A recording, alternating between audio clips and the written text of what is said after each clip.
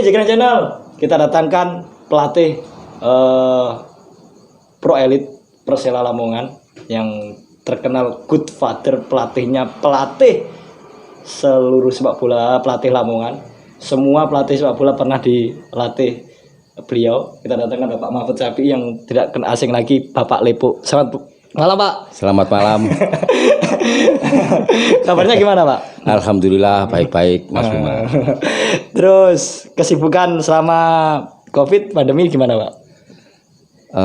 Kesibukan kami hanya di rumah saja. Ya, kebetulan di kampung juga membantu relawan untuk COVID ini. Karena mungkin Mas Bima tahu bahwasanya untuk sementara sepak bola dihentikan. Iya, iya. Nah, terus untuk Liga Pro Elite dari U16, 18 sampai 20 ini tahun ini digulir apa enggak, Pak? Sementara informasi awal yang kami dapat bahwasanya mungkin kalau Liga 1 diputar, itu nanti Pro Elite akan diputar juga. Ya mudah-mudahan harapannya seperti itu. Karena apa? Mungkin kasihan juga. Mungkin di masa pandemi ini kurang lebih sekitar nanti kalau memang Liga 1 jadi diputar awal Oktober, ya kurang lebih kan sekitar hampir 5 bulan 6 bulan itu sepak bola berhenti.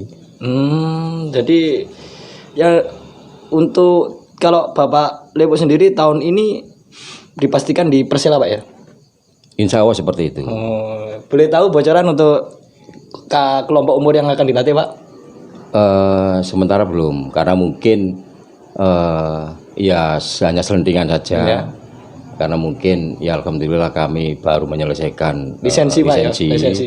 Karena kebetulan sebelumnya itu mungkin kami mau ditaruh di U20 karena mungkin keterbatasan dengan lisensi kami. Alhamdulillah kami sudah bisa menyelesaikan. Alhamdulillah hasilnya bisa. Dan mungkin ini sertifikat ini sebentar lagi mungkin akan dikirim. B license, Pak? Ya. Oh, berarti sama kemarin bareng Pak Kutragil ya? Ya, sama Kutragil, sama Kut Erik juga, Taufik Asrun juga kemarin ikut yang di Bali. Terus untuk di masa pandemi ini kegiatan Persela gimana, Pak? Untuk sementara Persela memang diberhentikan, ya karena hanya latihan aja sementara ditiadakan, ya karena mungkin tahu bahwasanya awal mungkin akhir Maret itu kan begitu Persela tandang home yang pertama itu setelah lawan PSIS, setelah itu latihan beberapa hari, setelah itu ada pengumuman bahwasanya ada pandemi ini sepak bola sementara dihentikan. Ini mau pengen tahu ceritanya jenengan kok bisa image-nya Pak Lepo itu pelatihnya pelatih sekabupaten Lamongan tuh gimana, Pak? Image-nya seperti itu. Jadi saya semuanya pelatih yang ada di Lamongan tuh ya pelatihnya Bapak Lepo itu. Saya sendiri juga gimana ya? Mau dulu jadi anak buah saya, sekarang kok malah jadi asisten saya. Ini kan yang dulu anak buah saya ini usianya yang lebih cepat atau saya yang malah mengkert usianya ini, saya kurang tahu ini. Tapi alhamdulillah ya. Mungkin dari anak buah saya yang sebelum dulu main sepak bola, ternyata beliau meniti karirnya sampai ke jenjang pelatih. Alhamdulillah juga banyak yang sudah mempunyai lisensi. Mas Bima juga sudah mempunyai C-Lesson. Ya, alhamdulillah juga ada Mas Faisal, juga ada si Jainal Abidin, ya juga ada siapa lagi yang banyak C-Lesson itu. Sehingga paling tidak harapannya saya pengen di Lamongan ini banyak putra daerah yang mempunyai lisensi. Ini sangat berpengaruh sendiri karena tidak hanya cukup mantan pemain bola saja, tapi lisensi sangat dibutuhkan. Ini karena faktor pendidikan kepelatihan. Terus yang banyak ditanyakan juga sama teman-teman anak-anak muda itu, pemain apakah bisa pemain notabene orang-orang desa yang ada di Kabupaten Lamongan itu bisa masuk di Persela itu, caranya itu gimana, Pak Lepo? Ya. Sangat bisa, ya sangat. Jadi saya sangat antusias kalau memang banyak putra daerah yang ada di Lamongan. Ya. Termasuk saya dulu pernah menemukan juga Taufik Asrun. Itu juga mungkin dari desa, dari daerah.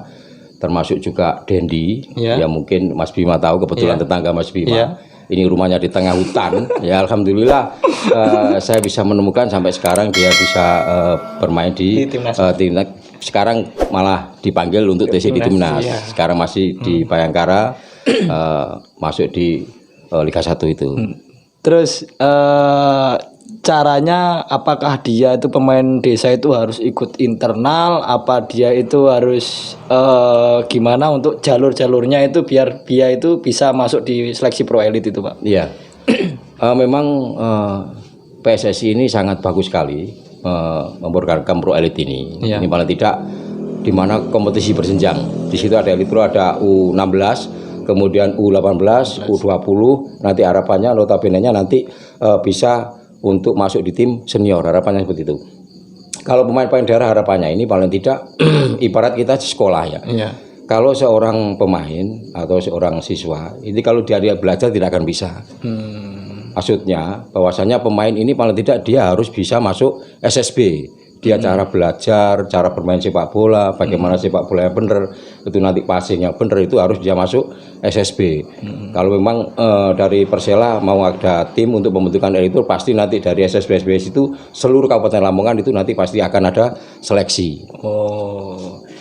Jadi harus dilalui dengan proses yang panjang juga, Pak ya. Iya. Untuk masuk di skuad di Persela, apalagi notabene udah pro elite, udah profesional juga. Betul ya. Terus untuk ini Pak, untuk Liga 3-nya untuk di Lamongan Pak, untuk Lamongan FC. Ya, ini Lamongan FC kemarin informasi ya juga dari media ya, kemarin juga dari manajer informasinya memang kalau di tahun 2020 ini ada, insya Allah mungkin nanti Lamongan FC akan mengikuti Liga 3. Oh, ya, gitu. karena mungkin Mas Bima juga tahu beberapa tahun yang lalu Lamongan FC selalu banyak menggunakan putra daerah. Alhamdulillah masih lolos di babak berikutnya sampai di zona Jawa Bali. Ini prestasi yang luar biasa ini.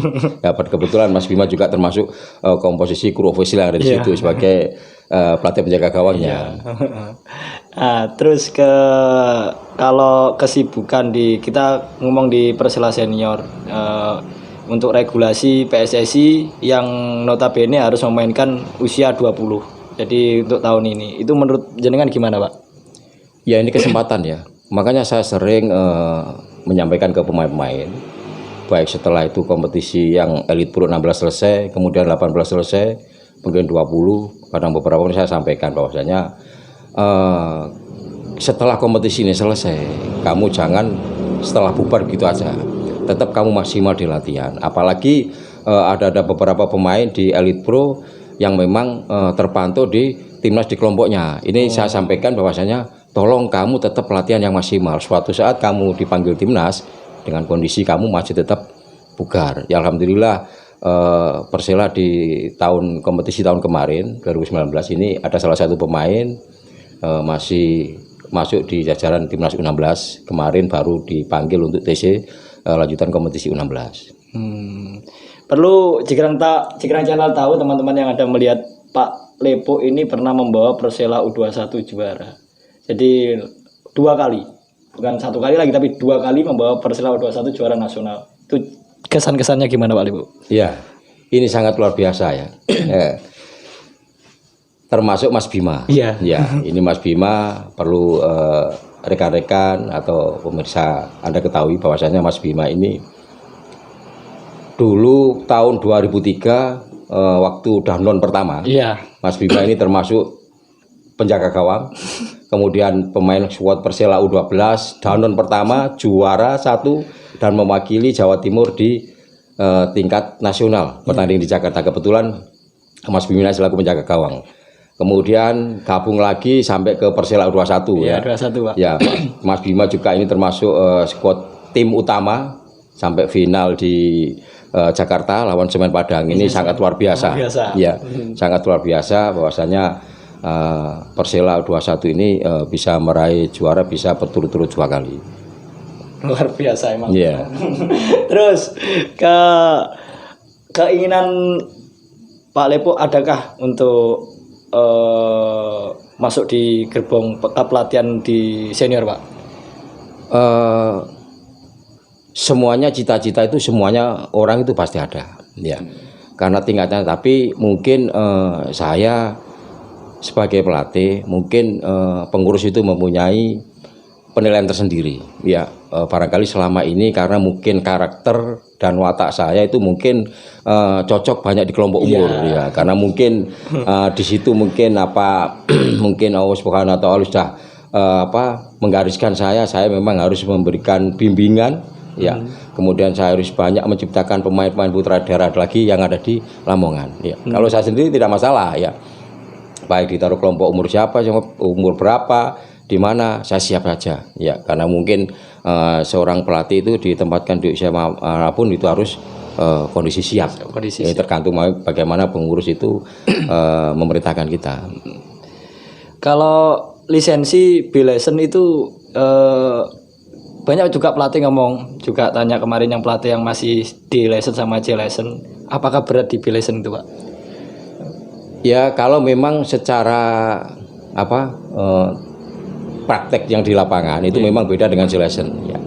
Memang kalau kita yang sendiri yang merasakan, mungkin Mas Bima sendiri pernah merasakan J-Lesson ya. Kalau benar-benar kita itu benar-benar mau serius, memang terasa berat waktu J-Lesson itu ya. Ternyata itu pada saat di B-Lesson itu memang prakteknya itu cuma satu kali. Praktek lapangannya. Kalau mungkin J-Lesson kan cuma pagi dan sore. Kalau memang kalau B-Lesson itu mungkin prakteknya kalau nggak pagi jadwalnya ya mungkin sore, cuma satu kali aja. Tapi semuanya itu memang dituntut bagaimana seorang pelatih itu tingkatannya di level yang B itu mungkin kita seorang pelatih dituntut untuk lebih kreatif lagi, ya lebih pintar lagi. Beda dengan C, karena mungkin C itu hanya dasar-dasar saja. Iya. Berarti 1 bulan Pak ya? 1 bulan ya, dibagi 2 modul. Satu modul itu 2 minggu, kemudian berikutnya 2 minggu. Terus ini ada pertanyaan, di antara orang-orang di tim Persela, siapa yang paling berpengaruh di hati Bapak? Maksudnya sampai saat ini jenengan berkarir di Persela sampai sekarang itu yang berpengaruh di hati Bapak, maksudnya yang memberi motivasi dan lain-lain siapa Pak? Memang semuanya manajemen ya. Manajemen Persela ini sangat luar biasa ya. Rasa kekeluargaan ya, semuanya kompak ya. Sehingga paling tidak saya diberi kesempatan, karir saya bisa mungkin tetap masih bertahan di Persela ini karena memang semuanya, termasuk juga dari Pak Bupati ya, kemudian juga dari Pak Sekda, Pak Yuron Refendi selaku CEO ya. Kemudian juga Pak Yunan ya selaku manajer Persela, juga termasuk Pak Muji selaku sekretaris tim, juga Mas Agus yang sekarang juga sebagai asisten manajer ya. Semuanya teman-teman ini sangat pengurus sangat mendukung ya.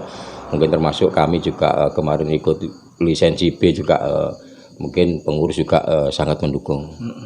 Terobosan apa untuk bibit muda seperti biar tumbuh si Birul sama si Dendi, itu terobosannya gimana Pak menurut Bapak untuk kedepannya? Saya memang punya cita-cita tinggi ya, terutama pemain putra daerah. Ya. Saya tekad punya cita-cita tinggi, pengen saya banyak mengorbankan pemain-pemain baru. Ya, ini paling tidak mudah-mudahan dari pengurus memberikan kesempatan saya sehingga mungkin ilmu yang saya dapat kemarin ini belum sempat saya belum saya sempat tularkan yang kemarin saya ikut lisensi karena mungkin ada pandemi itu ya. Ya mudah-mudahan ini paling tidak kita harus ambil sisi positifnya ya. Nah, kita ambil positifnya kenapa ada pandemi ini sepak bola berhenti ya. Karena mungkin selama ini ya mau tidak mau di rumah ya tetap saya belajar ini ya. Tidak hanya seorang pemain aja tetap harus latihan, seorang pelatih juga memang harus belajar bagaimana kreatif kita nanti pada saat kita melatih di lapangan. Ini yang terobosannya saya pengen saya juga sering ya mungkin teman-teman pelatih itu saya juga sering roadshow ya. Ya roadshow mandiri ya, saya sering teman mungkin di desa Kendal, di desa mana itu kan mungkin ada SSB itu saya datang memberikan beberapa trik-trik itu, mungkin teknik-teknik latihan itu yang benar itu seperti ini kan gitu. Berarti Pak Lepo kalau dipanggil untuk coaching klinik di desa-desa mau Pak ya? Siap, ya. Karena apa? Saya pengen seperti itu ya, karena dulu juga termasuk agenda ASKA PSSI Lamongan. Kebetulan kami juga pengurus di ASKA PSSI di bidang kompetisi ya, karena saya pengen bagaimana menggali putra daerah di Lamongan ini. Kita tidak boleh merasa berkecil hati ya. Mungkin saya sampaikan ke mungkin para pemain muda yang ada di Lamongan dan sekitarnya. Jangan merasa kecil hati, mungkin yang rumahnya desa di tengah hutan, jangan merasa kecil hati, tetap pelatihan. Suatu saat mungkin ada kesempatan bisa masuk di Persela, kemudian bisa terpantau di timnas juga, contohnya sekarang sudah banyak putra daerah di Lamongan ini.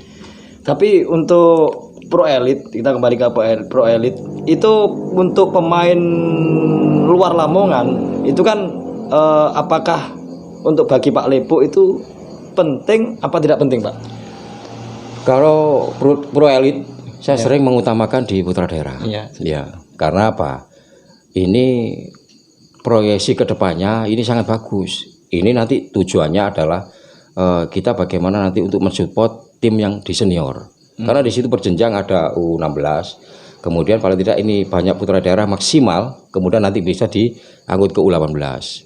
Kemudian setelah 18 nanti bisa masuk ke U20. Sehingga nanti pemain yang di senior tidak kesulitan untuk mencari pemain. Paling tidak kalau putra daerah otomatis rasa kedaerahannya itu akan lebih tinggi, termasuk juga sport atau supporter kedaerahannya ini akan kuat, berbondong-bondong datang ke stadion karena banyak putra daerah. Harapannya seperti itu. Jadi kan banyak untuk pelatih-pelatih di pro elite itu pengen instan, yang ngambil dari pemain luar. Ya banyak contohnya juga. Ini juga harapan Bapak untuk pemain, banyak yang tanya harapan Bapak ke depan buat pemain muda Lamongan. Harapannya gimana, Pak? Saya berharap ya untuk para pemain muda tetaplah berlatih. Ya, kalau pada saat berlatih datang di lapangan itu memang fokus untuk latihan. Ya, kalau hanya memang mencari keringat, goes itu juga cari keringat. Ya. Tidak hanya sepak bola, goes itu bisa kalau hanya sekedar cari keringat. Tapi saya sering, mungkin Mas Bima juga pernah jadi anak buah saya. Pernah saya sampaikan kalau datang di lapangan udah fokus. Paling seorang pelatih hanya membutuhkan waktu sekitar 1 jam sampai 1,5 jam untuk latihan. Di situ nanti fokus untuk latihan. Di situ nanti pemain akan dapat bagaimana di latihan itu. Karena apa? Di latihan itu nanti mungkin untuk pertandingan. Ini harapannya paling tidak di daerah-daerah untuk tetap semangat ya, meskipun di tengah pandemi ini ya mungkin ada juga mungkin pemain yang merasa males-malesan, tapi harapannya paling tidak untuk ke depan ini tetap semangat untuk berlatih. Apapun kondisinya ya, meskipun kalau seorang pemain itu harus berjuang, memang dari bawah itu proses itu sangat sakit ya. Kalau memang kita instan ya bikin Indomie aja instan. Ya. Pak Lepo terkenal pelatih disiplin. Dari saya kecil sampai sekarang saya ikut Pak Lepo, pelatih Pak Lepo itu disiplin sekali. Disiplin di mata Pak Lepo itu gimana? Apa harus makan, jaga kondisi itu gimana, Pak? Menurut Bapak, disiplin itu maksudnya gimana? Iya.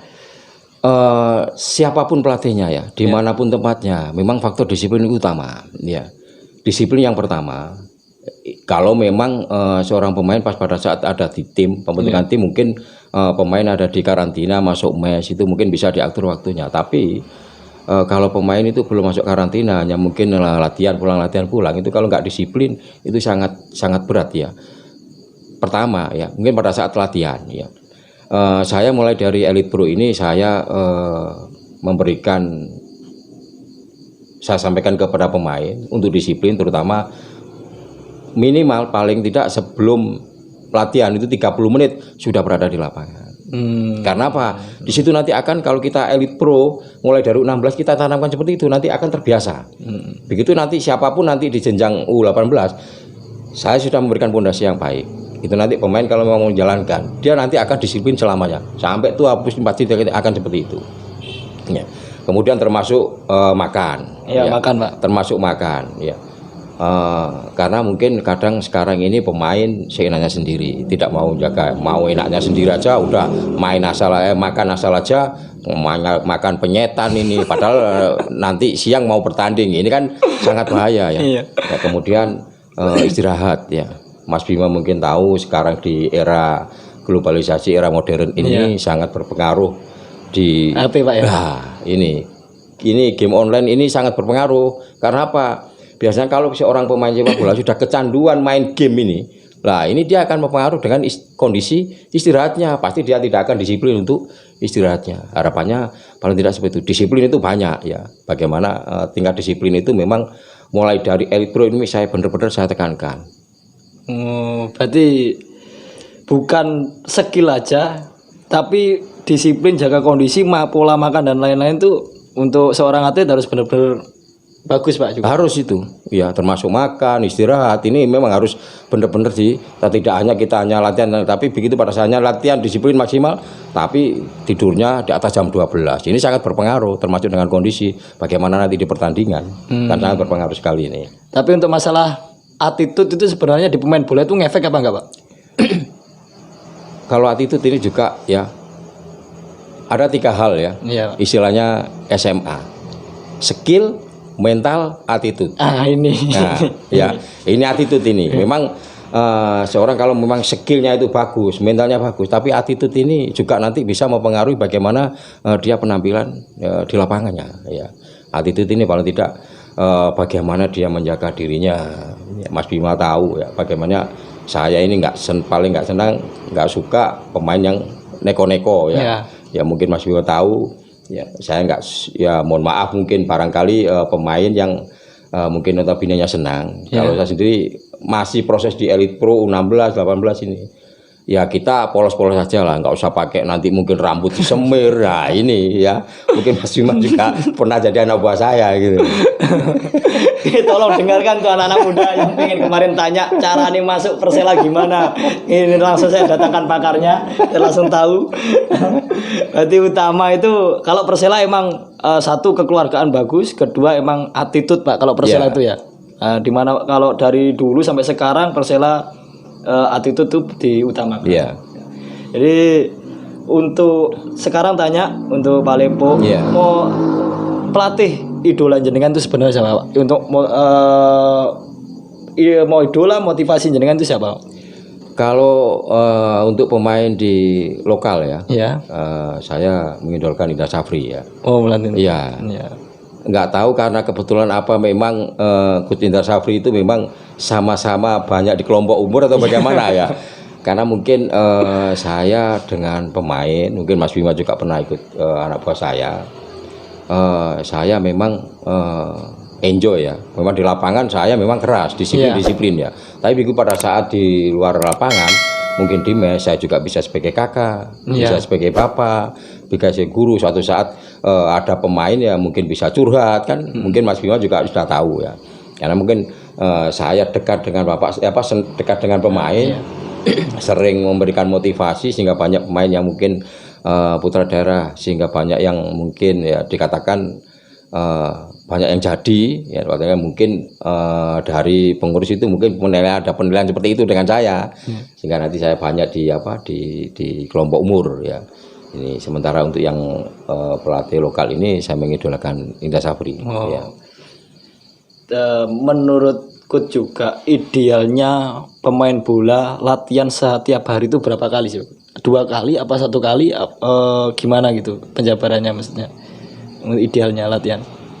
Kalau memang sekarang era sepak bola modern ya, kita tidak bisa harus kita latihan 1 hari 3 kali, harus latihan 2 kali, tidak bisa. Ya, kita melihat situasinya. Ya, bagaimana proses di U16 itu sendiri.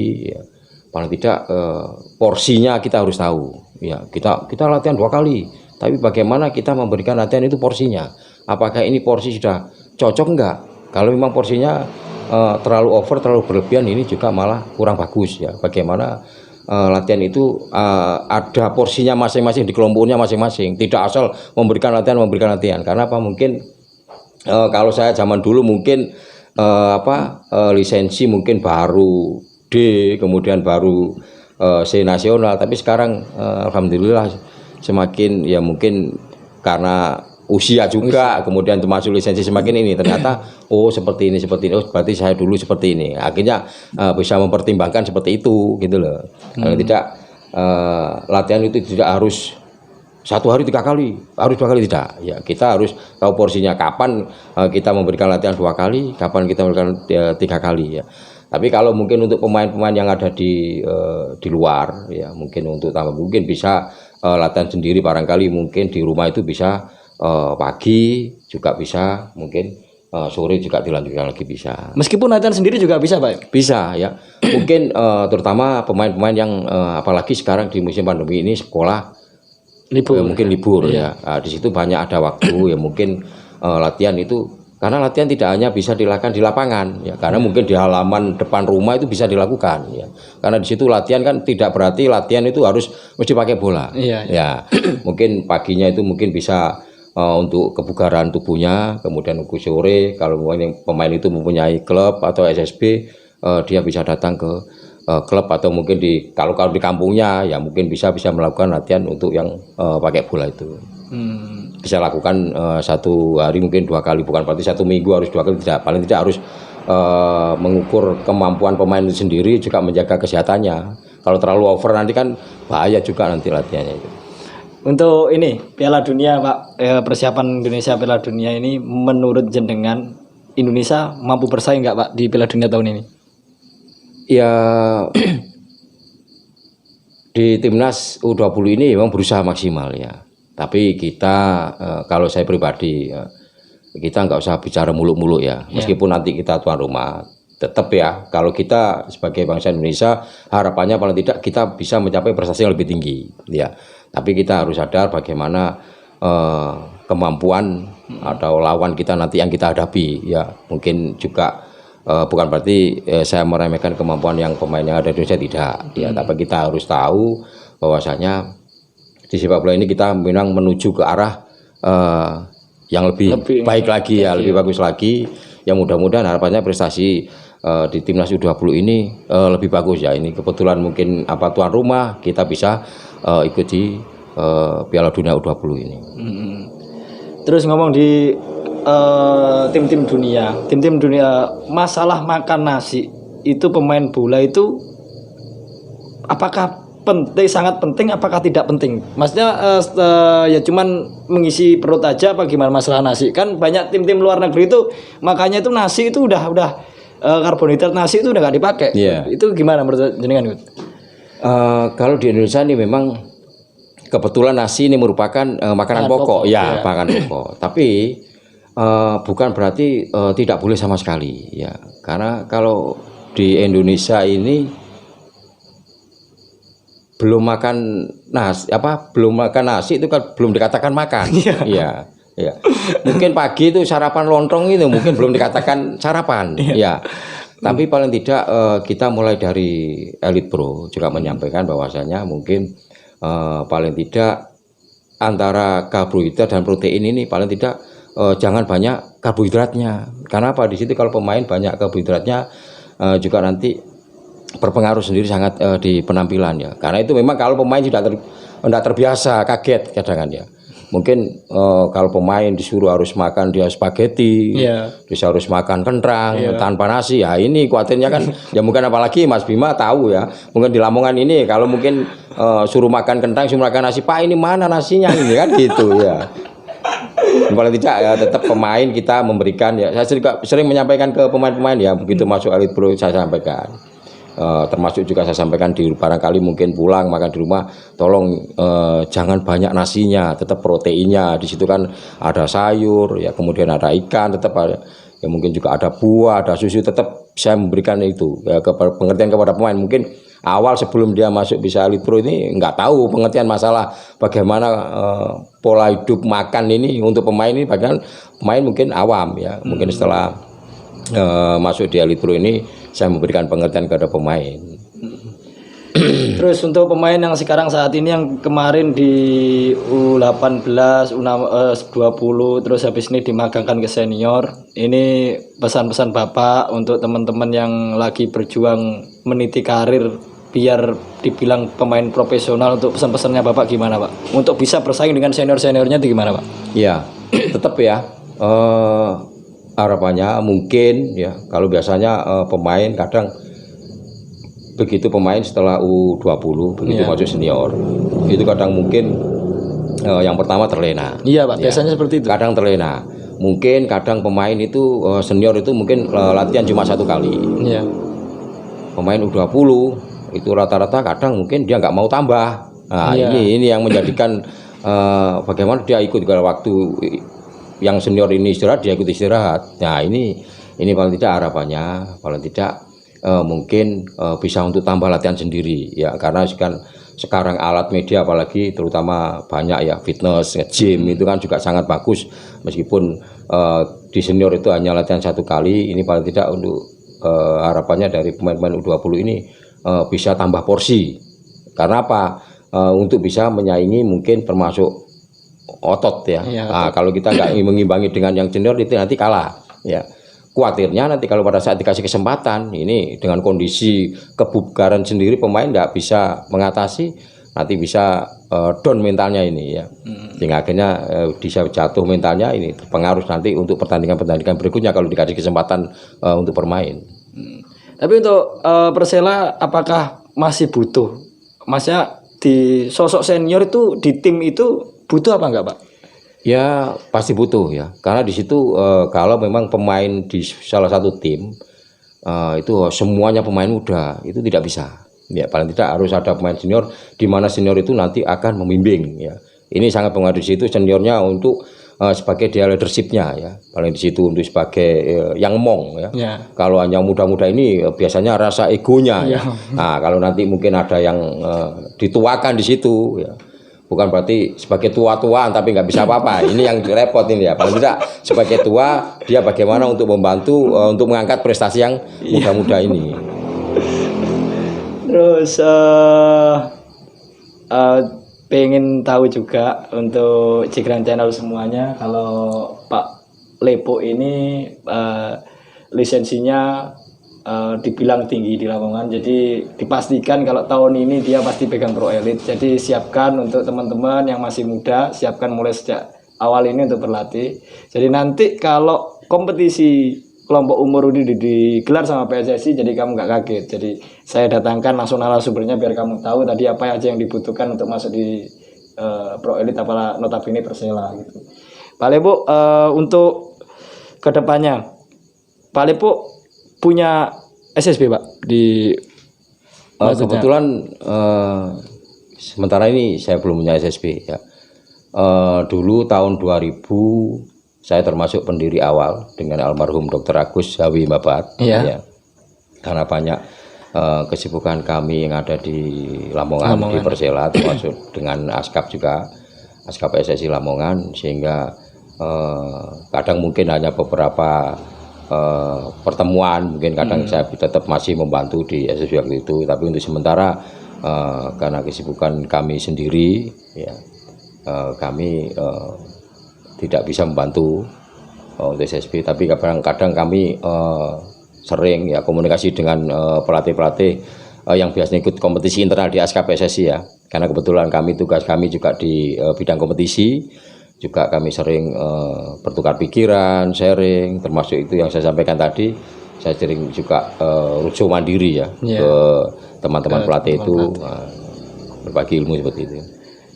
Balik lagi yang saya tanyakan, yang belum ditanyakan kemarin sama teman-teman, banyak yang teman, saya jenengan bisa kasih konfirmasi untuk kapten. Dulu notabene kapten Persela Birul Valentine. Padahal di saat itu ada pemain senior lainnya. Itu menurut jenengan seusia Birul yang masih muda itu apakah bisa gitu loh? Gimana menurut jenengan, Pak? Apakah kapten tuh harus, maksudnya kapten tuh yang dipilih itu dia paling tua apa dia itu yang gimana gitu menurut? Kalau penilaian kami ya, mungkin barangkali pelatih mungkin berbeda-beda ya. Tapi kalau biasanya yang dijadikan seorang kapten itu biasanya kan dia seorang leadership ya.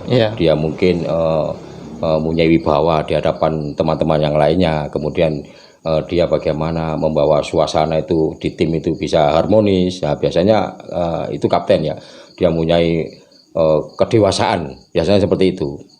Tidak harus meskipun usianya itu muda, tapi dia mempunyai rasa mentalnya, kemudian jiwanya itu, pikirannya itu kemudian dewasa. Itu mungkin seorang pelatih juga bisa dia menjadikan kapten, tidak hanya faktornya. Kalau memang tua itu kalau memang faktor usia ya mungkin di tim itu kalau memang dia nggak punya rasa kedewasaan, kurang mungkin bisa tim ya mungkin pelatih memberikan penilaian lain, mungkin ya itu yang ditunjuk sebagai kapten.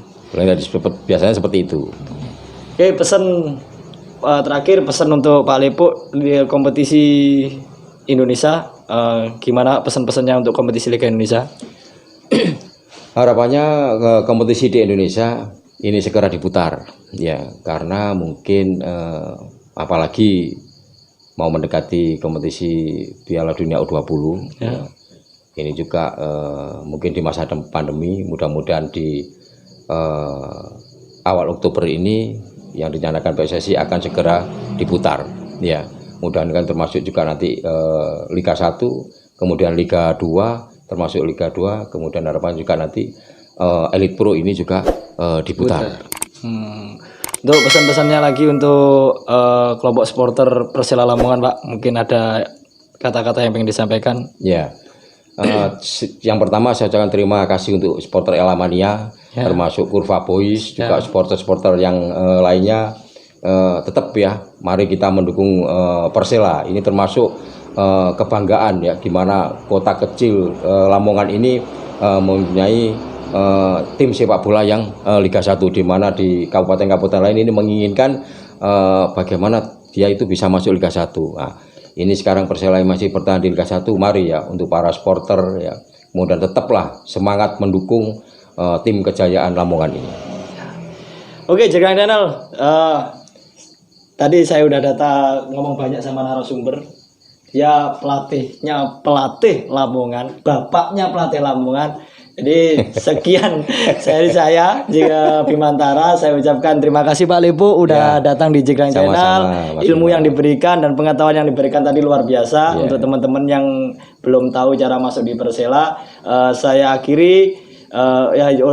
Jangan lupa subscribe, like, komen, dan share. Saya akhiri. Assalamualaikum warahmatullahi wabarakatuh. Waalaikumsalam warahmatullahi wabarakatuh. Para pemirsa, jangan lupa subscribe, like, komen, dan share di Jegrang Channel. Thank you, mantap. Thank you Pak Lepo. Terima kasih. People feeling like the light has just come. We must never stop the way. Birds jumping and I hear my name. Grasping